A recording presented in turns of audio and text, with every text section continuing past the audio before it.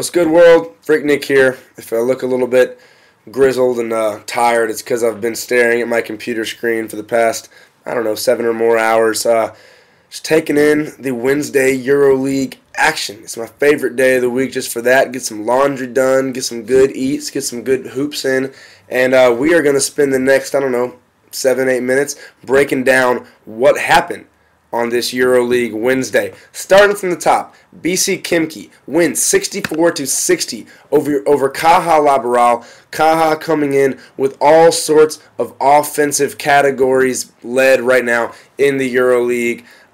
Scoring more, assisting more, hitting more three-pointers than any team around right now. And a big part of that was David Logan. He was not here today.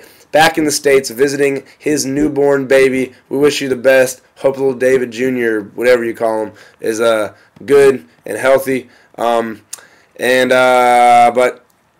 back home, your team didn't do so hot. They lose this one. Fernando Immaterio, not his fault. 18 points in the losing effort, drawing 5 fouls, getting to the rim, more aggressive than anyone on the floor except for maybe Keith Langford. Drew 9 fouls, 19 points for him in 31 minutes, 7 of 9 from inside, didn't resort to as many threes as he usually does when things get tough. After a huge Caja start, got out 9-1 early, looked like it might be a long day in Moscow for Khimki, but Langford pulled them out of that rut. Benjamin Etze, an unexpected offensive outburst, 14 points for the man who might have the ugliest jumper in the EuroLeague. And Zoran Planinic in the fourth quarter, he took over, 13 points, 7 of those coming in the last quarter. Caja, a good day for Stenko Barat. He of the 3-year extension, 12-12 to celebrate all that new money he's going to be getting. But they moved to 2-1. And the show goes on. Olympiacos, Unicaja, 93-66 in favor of the Greeks. A massacre from the start. Olympiacos with 27 in the first quarter alone. They simply could not miss, hitting 29 of 42 from inside. I love that they're going to the basket more. I love they're not settling for these jumpers. It's great when you're hitting them. It really is. But look at last week. Milos Teodosic, 2 of 10 from 3. He's their gunner. He's their guy they lean on. What happens when he's going cold? Well, I'll tell you what happens. They lose to Bros Baskets, a team that never should have even been able to sniff their jock.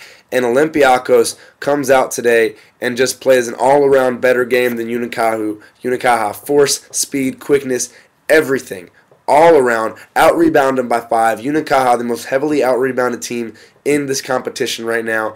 And the big story for Olympiacos, they've had an issue finding a perimeter go-to. And I'm not saying Kostas Papanikolaou is Linus Kleza, but he was pretty damn close today. 6 of 7 for the youngster in 27 minutes, 17 points, 6 boards, and a team-high 24 ranking tied with Ioannis Barousis, who had his typical ultra-efficient game, 17 points, 7 boards in only 19 minutes of action. Don't know how he does it, but he gets it done. Joel Freeland, Terrell McIntyre, perhaps the only bright spots here for Unicaja, but I think they'd rather just forget this day, bright spots and dark, and try to move on to next week. Somebody who did enjoy their week is Zalgiris. Konis is going crazy after an overtime win, 6 points over Seko Procom. Huge for Zalgiris in this tough balance Group A to defend their home court, especially against teams that are likely to be fighting for playoff spots right along with them. Seko Procom fits that description. 0-2 coming in, having stuck fairly close with their opponents the first couple weeks. And they gave Zalgiris a run for their money, up 3 with less than 20 seconds left. But Zalgiris gets the ball, inbounds. Thomas Delininkaitis ballin'. Stroked it. He ended up with 16. 2 of 5 from 3. That one obviously the biggest.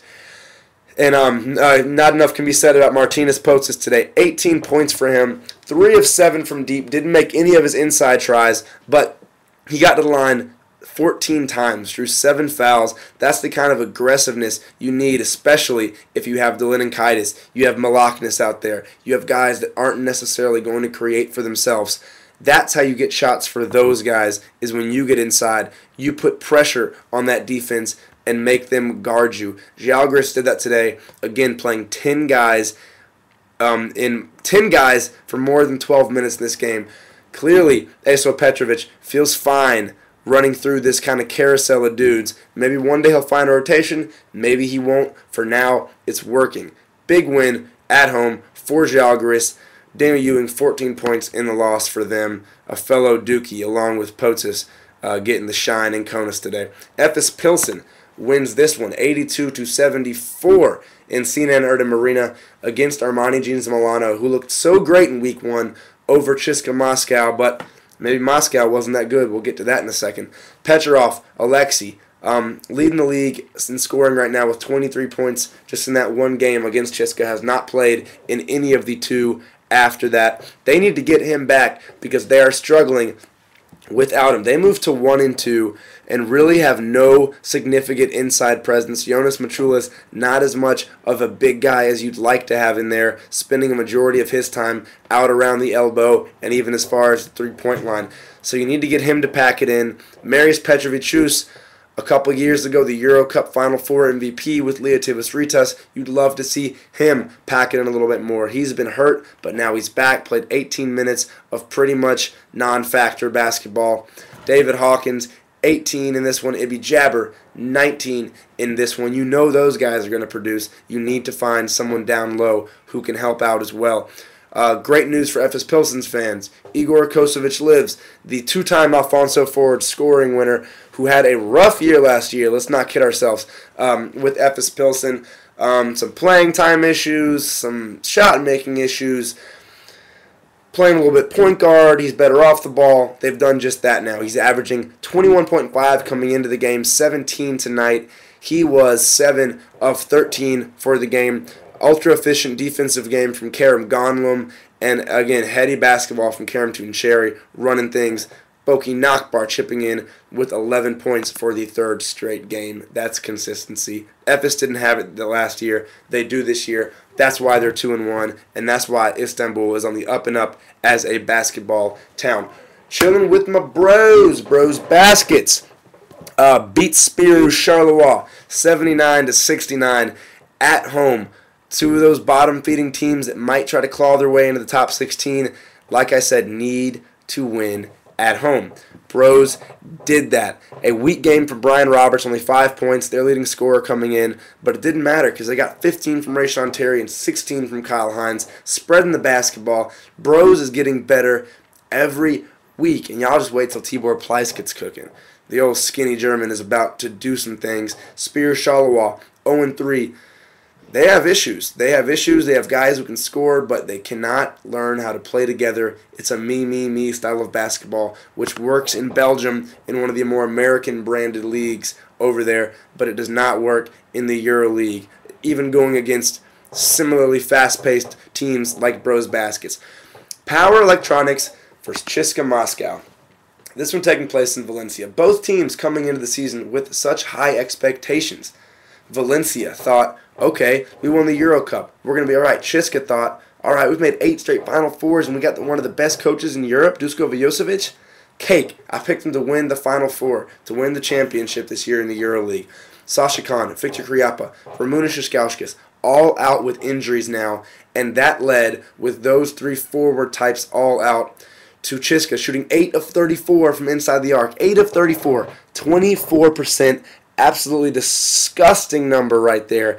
And Valencia was really hot, 59% from inside the arc. You're never going to win that battle. And they didn't, 82-57. Valencia massacres Moscow. Trajan Langdon, the only buddy doing anything for CSKA Moscow with 16 points, hitting a couple threes. CSKA doesn't need answers. I think they have answers. They just need to fix their problems. They need to get people on the court. It's not a mystery why they're losing. You need bodies to win. You need Mariusz Smotis to go back to the old Mariusz Smotis also, because he has been looking rough. The final massacre of the day belongs to Montepaschi Siena, 80-57 over Sabona. Sabona had been making strides. Leon Radosevic had been having an incredible year. Tomislav Zubcic also looking up. A couple of their great youngsters, along with their veteran youngster, I like to call him, Bojan Bogdanovic, who was tied with Igor Kosovic coming into the week. 21.5 points per game for the 21-year-old Croatian. Today, another great contribution from Mario Delas, another young guy. But Radosevic had a weak game, Bogdanovic only had 4, and they really couldn't stick with Montepaschi Siena, who forced these Sabona youngsters into 23 turnovers. McCaleb had 4 steals, Ramondas Kalkunas had 4 steals, Sean Stonerook had 3 steals.